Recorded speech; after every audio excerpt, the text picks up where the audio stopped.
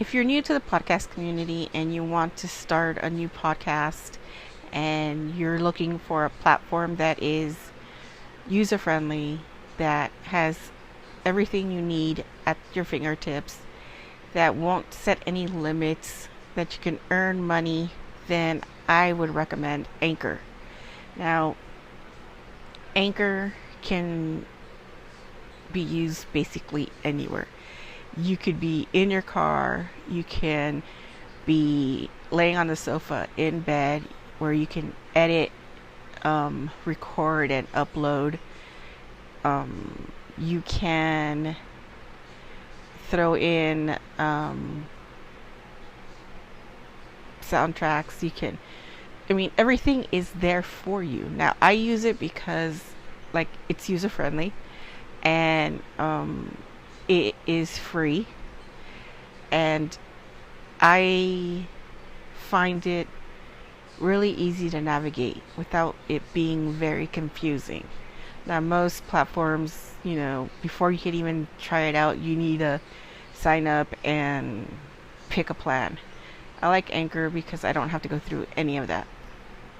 So I recommend it. Now, if you really want to get into it, I recommend you going to your website, anchor.fm, and, signing up. Or you can download anchor.fm from the Google Store, iTunes, and give it a try.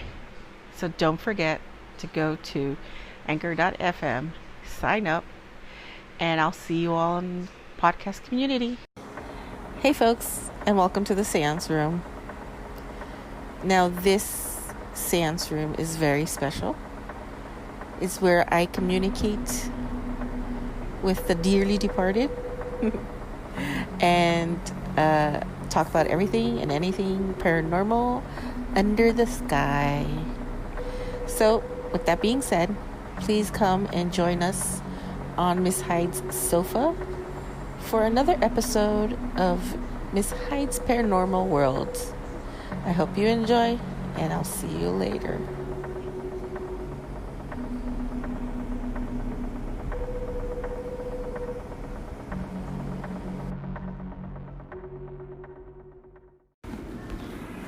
Hey folks, welcome to Halloween.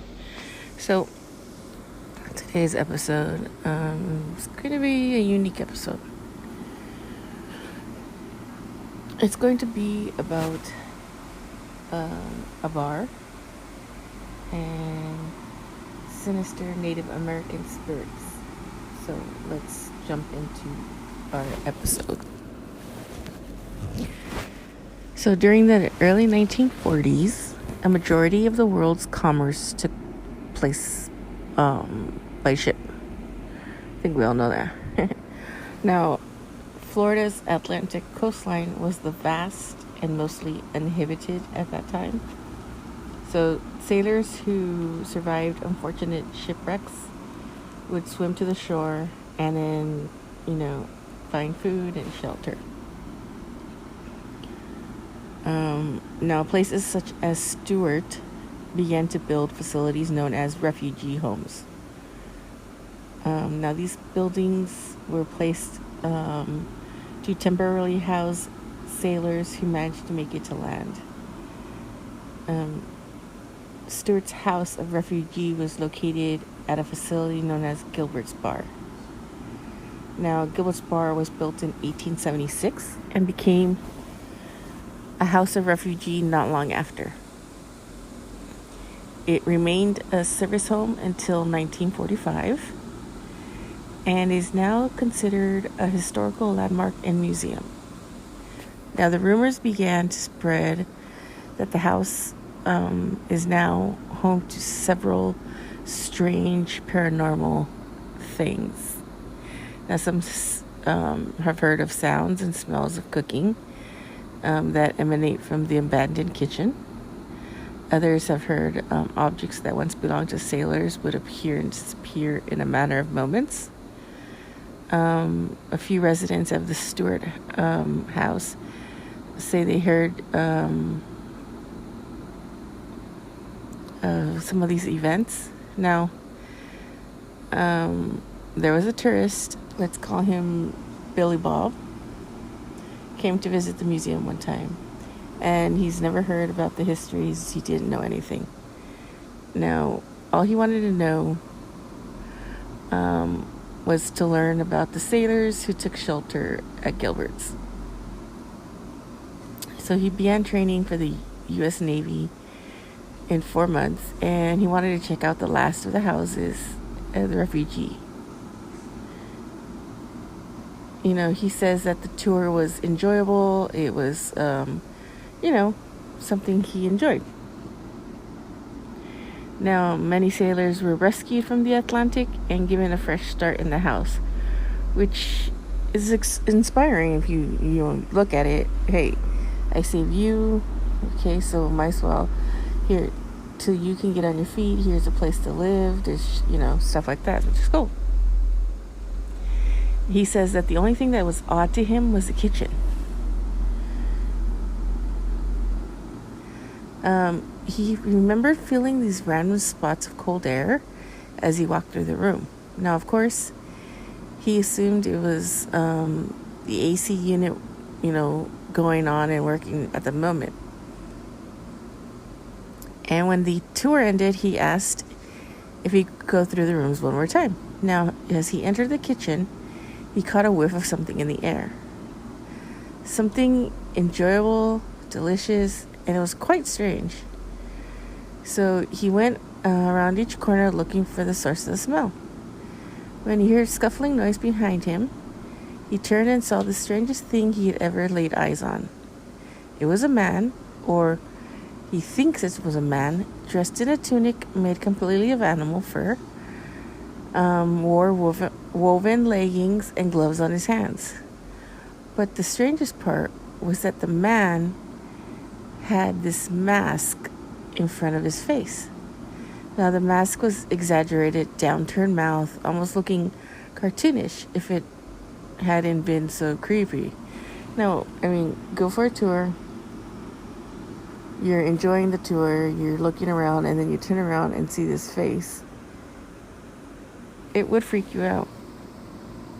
The mask had a normal-looking nose, but 2 simple dots for eyes.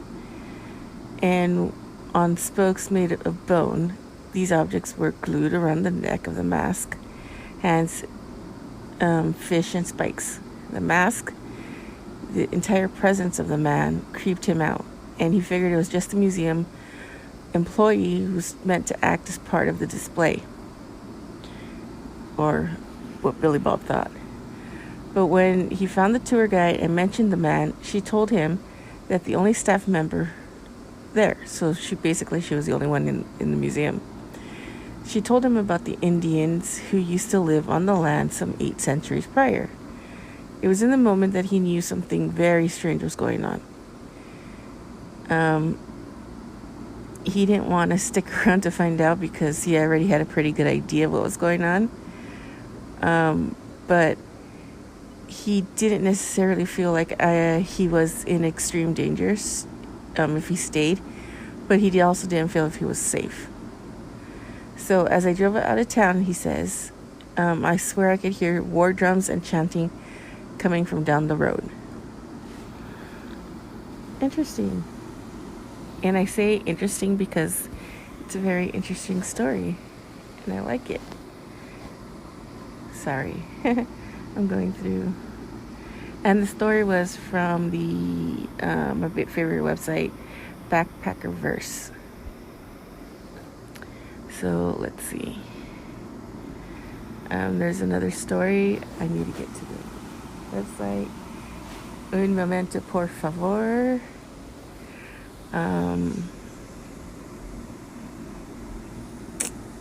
So how's everybody's Halloween going? Is it going good? I hope so. Since trick-or-treating is, kind of stopped and you can't do it. Many people are trying to figure out what to do. But I personally think that You should have some type of thing going on in the home for your kids. If you can't go out trick-or-treating, try to come up with something so your kids can enjoy the festivities at least. Because it's kind of sad if they can't do anything. Give me a second. Jesus Christ. Sorry. I'm trying to find the next story. And I gotta search. And it was a good one too. Oh, Lord have mercy. Lord have mercy.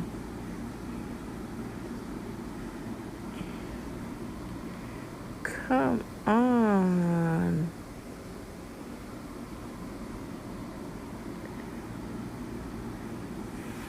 Sorry, folks. This is really difficult. Okay, here we go.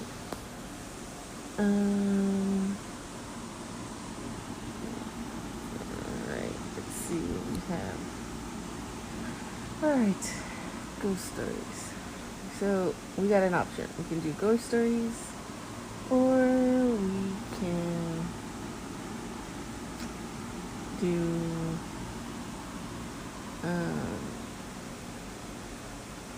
let's do a ghost story. What do you think? Should we do a real live ghost story? I don't know. Supposedly these are creepy ghost stories. Who knows if they're actually really creepy? Because it'll be the first time I read them to you. So,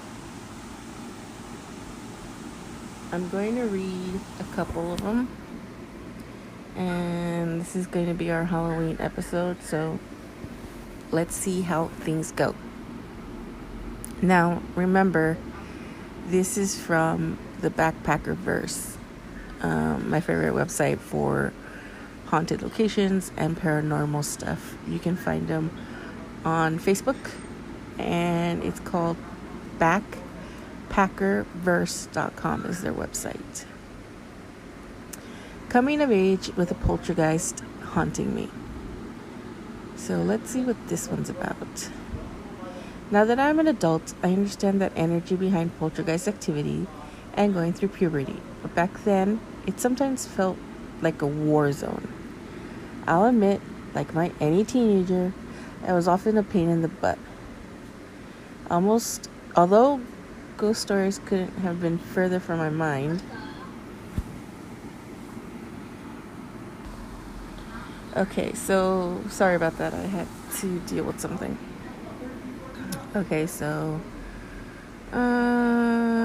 being a late bloomer at the age of 14, I finally got my period 2 weeks after my birthday, when the strange events began.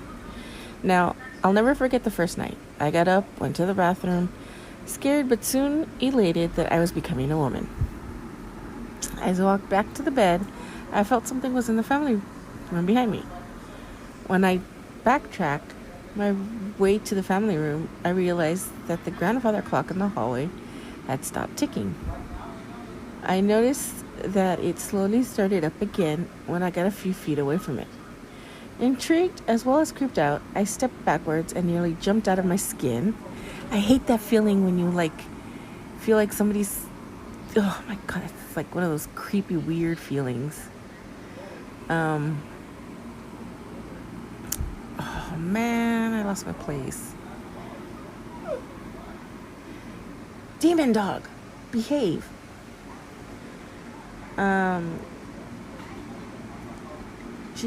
I stepped backwards and nearly jumped out of my skin when it stopped once again. Back and forth. Excuse the demon dog. Trick-or-treaters are outside. Sorry, folks. This is what happens when I have a demon for a dog. Hence, we call him Demon Dog, because he doesn't listen. Back and forth, I kept testing it, and every time it stopped and started. depending on how close and how far away I was. If that wasn't enough, I was soon distracted when the TV suddenly switched on itself. See, I've had the lights switched on, and they're kind of like you have to push the button to turn it on.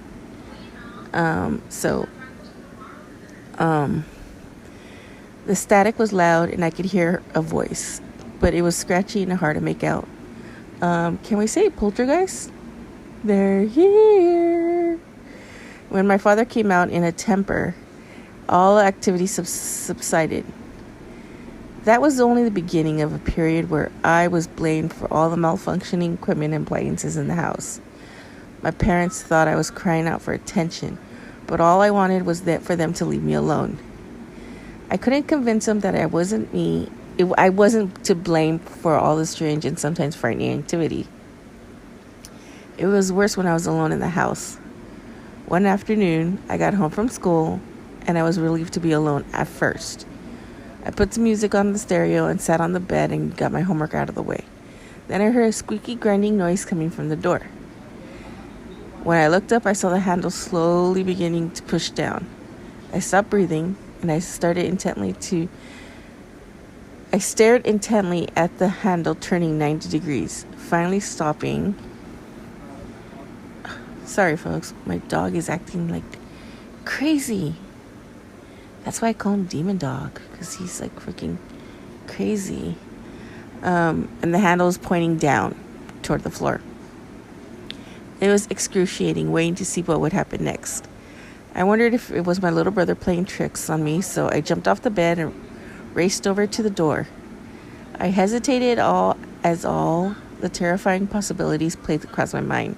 Now, don't you hate it when something's going on and you're thinking of all the scenarios as to what it could be, and then none of those scenarios actually happen? Yeah, I hate that. As I hesitated, all the terrifying possibilities played across my mind.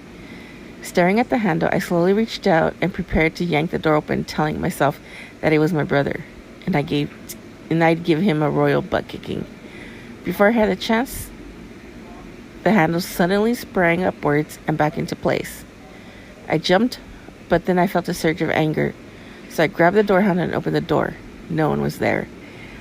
I had that happen once at my old apartment.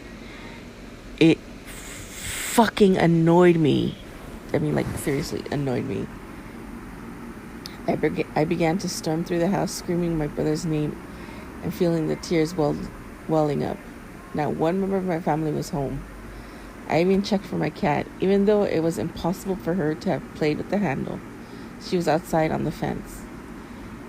Then my door slammed shut all by itself. I've had that happen. I screamed and ran to the hallway. I stood at the end of the hallway and stared at my door. There were no windows open for a minute, and for a minute, I wondered if there was a burglar in the house.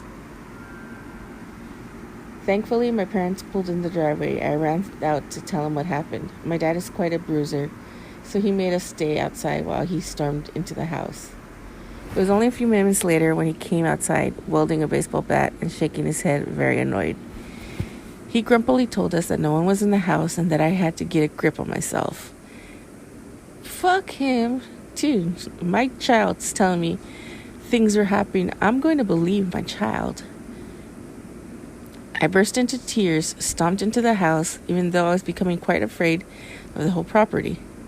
There were so many things that happened to me for the first year that I could easily fill a book. Ornaments would fall off bookcases along with the occasional book falling out for no reason. I've had that happen to me. One time when I went out to the backyard to sunbathe, one particular wind chime would go off. Well, not go off, but it would move and there was no wind.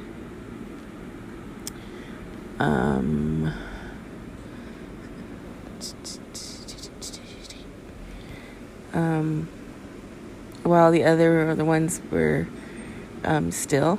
The hot faucet in the kitchen sink would often turn itself on if I was in the room, and even the toilet would flush when I walked past the bathroom.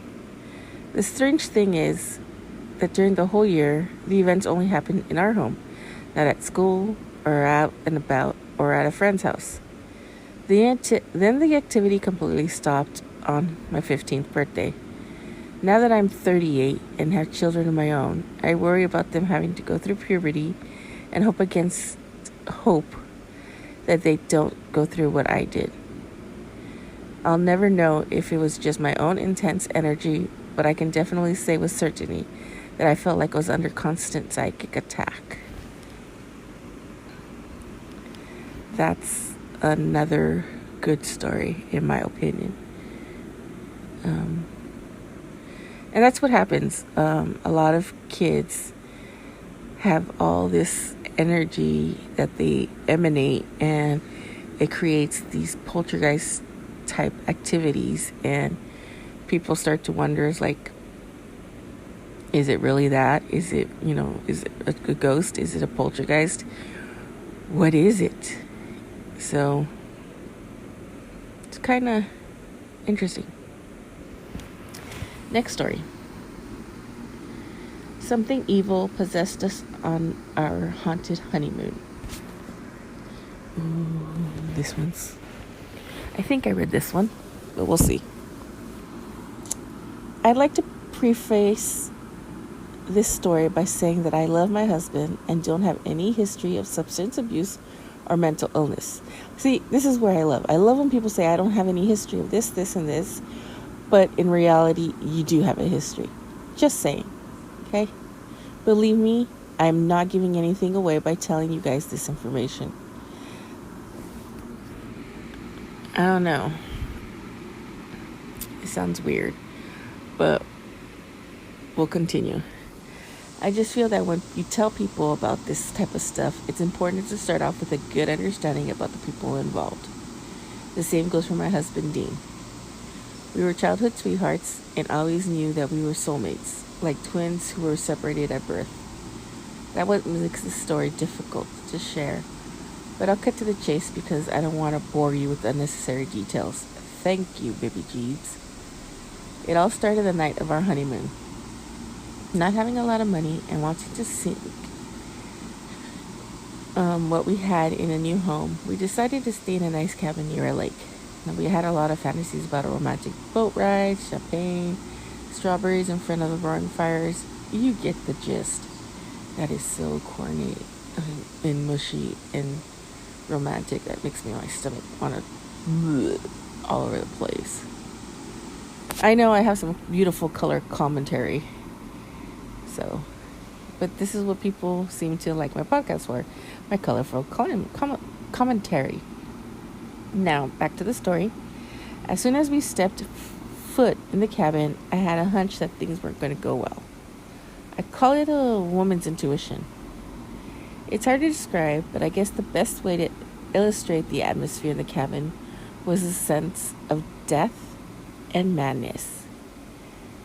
I get the sense of madness all the time, and that's very uncomfortable. My heart started palpitating before I even put my bags down. Dean sensed it too, but we decided that it was probably it just needed to be aired out, so we opened the windows. But the fresh air didn't help the darkness we felt in the cabin. We unpacked and decided to go for a walk in the nearby forest, which sloped down toward the water. We tried hard to lighten the mood, but the feeling stayed with us everywhere we went. Strange for us, we started to argue about stupid things. Dean started to show disdain at my weakness, at my weak attempts of humor. He scuffed and rolled his eyes, which he never done before. There were several times when I felt like he wasn't even himself. Once back at the cabin, his nasty new demeanor got worse. I asked him what was wrong, and he started to cry which angered him quickly. Just imagine how hard it is to see a man who usually worships the ground you walk on suddenly turn into a psychotic monster. I tried to reason with him, but I soon started to respond the same way. I became just as aggressive, and soon we were at each other's throats. We were so mad we barely noticed the evil cackling in the background. As a matter of fact, we both blamed each other for the strange events that began to occur. When a mirror fell from the wall in the spare room, smashing into millions of pieces on the carpet floor, no less, Dean screamed at me from the kitchen, thinking that I had done it. The thing was, I was in the bathroom at that time. By the second night, I felt like I was two people in one. I had moments of lucidity when I cried and tried to plead with Dean to be kind to me, when he snorted in disgust and told me piss off and flew into a rage. Oh God, yeah, I remember those times. Those were wonderful times. I shudder when I think of it now, but I grabbed the skillet off the stove top and threw it at him, nearly missing his head. Oh yeah, that brings back beautiful memories. Except I wouldn't throw a skillet. I threw a knife. And I threw it so hard that it went 2 inches into the door frame. Good times, good times. I was on. My hands are trembling as I write this. Dean charged at me with hands out like a tiger claws. I'll never forget his face, because it wasn't his face at all. My anger prevented me from screaming in fear as I watched him closing in, looking like an old and twisted madman. His eyes were dark and were usually blue. I felt his hands around my throat, but I didn't think. I stayed still and mute. I felt a banshee screeching from deep inside me. I reached up and scratched his face while he tried to strangle me. The howls that came from our throats were unholy, but there were other voices howling somewhere deep in the forest. It was so unreal. What stopped me was the sight of blood trickling down his cheek. I was like, I immediately changed back to my original self. Like a trigger, Dean too slipped back into his usual persona, complete with a handsome face. Suddenly we hugged each other desperately. Dean whispered in my ear, "We have to get out of here." I didn't even wait to respond. Both of us let go, but scrabbled around the cabin, dragging our things into our suitcases and racing to get out. The atmosphere in the cabin became darker, and it was difficult to even breathe. Outside, the storm clouds had gathered, and as soon as a heavy downpour came upon us, we didn't stop till we got to the car. Dean started the engine, and we sat for a moment staring at the cabin. It was strange, but we felt like we escaped a madhouse. When we took off, we both burst into tears and apologized to each other profusely. We never discovered the history of that area and the cabin, but trust me, we will never go back. Interesting.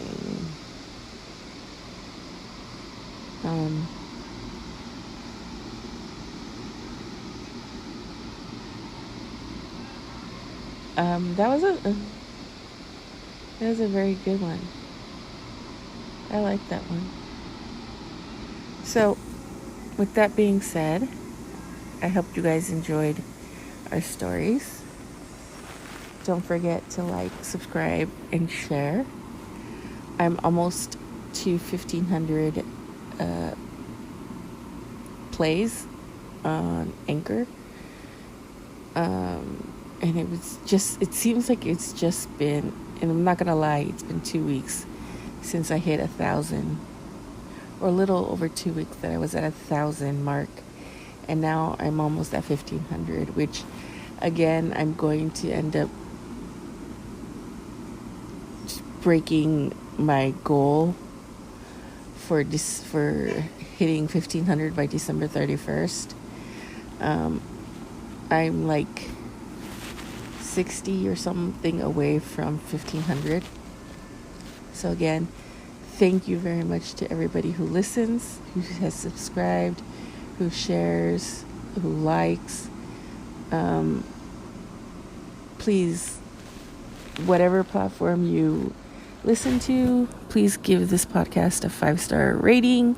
That's the best you can do. I don't ask for donations. I don't ask for any of that. If you do like to donate, You can donate through Anchor. I can leave the link for that.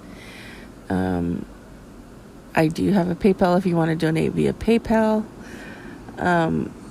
I do not ask for donations, but donations also provide better equipment, better, background cancellation, stuff like that, a better setup.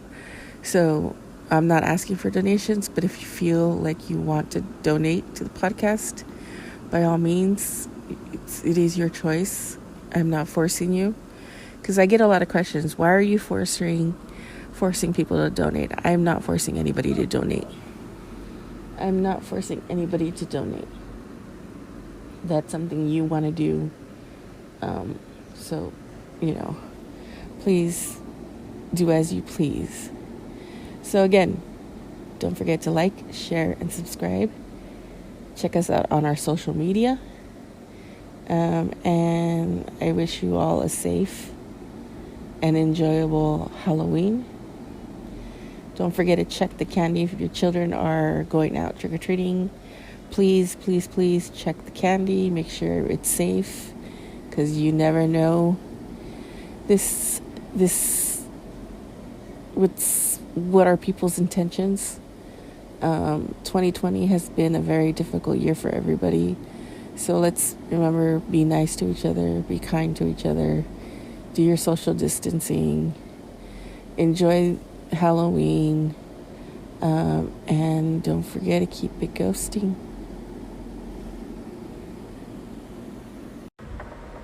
Have you ever wanted a podcast that is multifaceted? That your hosts are cool and down to earth.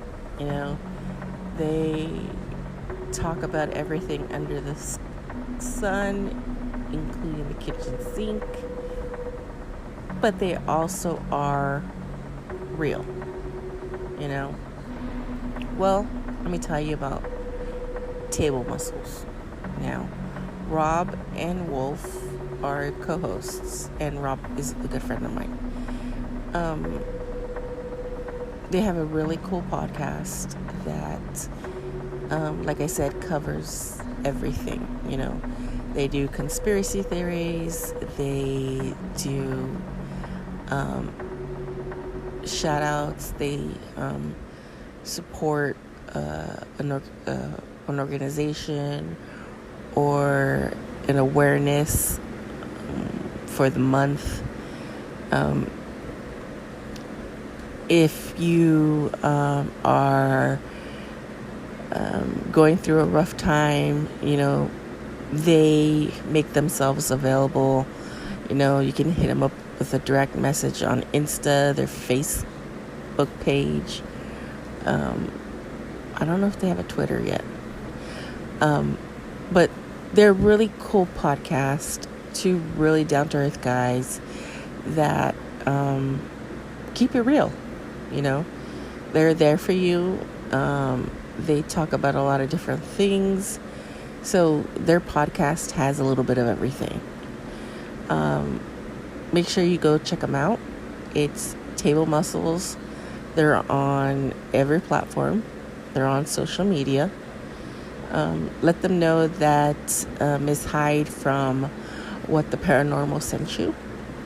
And go show them some love and support. They're fairly new, but, let's show our support. And they have a little bit of everything, so, they may have topics that you really enjoy. So go take a listen and see what they have.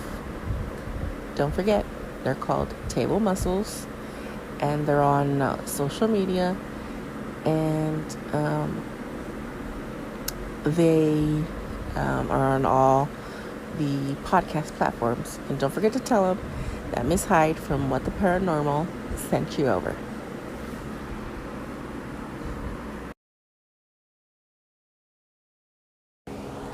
Hey folks, Thank you for joining us tonight, and make sure you like, subscribe, and follow on all our social medias. We are on a lot of platforms. We also have a new number where you can text and leave us your ghost story, or you can leave us a voice message telling us about your ghost story, and we will incorporate that into an episode. If you have any comments, questions, concerns, let us know. You can email us directly at whattheparanormal77@gmail.com, or you can send us a message through our social media. With that being said, you'll have a good evening, good day, good night, and we will see you on the next episode. Don't forget to keep it ghosting.